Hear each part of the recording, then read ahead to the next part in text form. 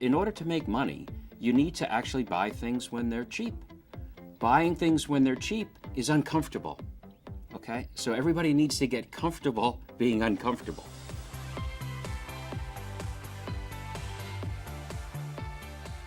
When we look back when high yield spreads were very expensive, in the middle of 2014, we had a situation where investors were flocking into them because historical performance had been so strong.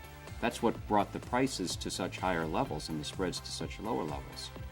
And then the Fed came in and changed their reaction function, which was no longer providing a lot of dollar liquidity to the market. And even most recently in December, they raised interest rates, which is going the other way on dollar liquidity.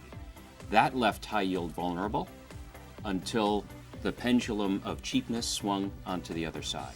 And so you have an asset now in high yield that valuation looks attractive, and it's not nearly as crowded because we've just gone through 18 months of people liquidating that position.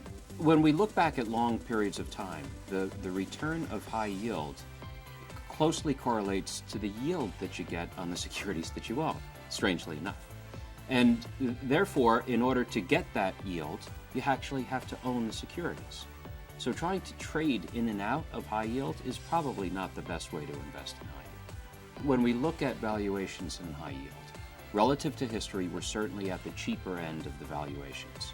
So I think that investors who need income should be involved in high yield to some extent. In the world of return-seeking assets, high yield is one of the cheaper assets out there. So from a overall perspective, I think that clients should be at the higher end of their weight in the high yield market, even if in their overall risk mitigating and return seeking allocation, they're closer to neutral. So within the return seeking bucket, high yield looks very cheap right now.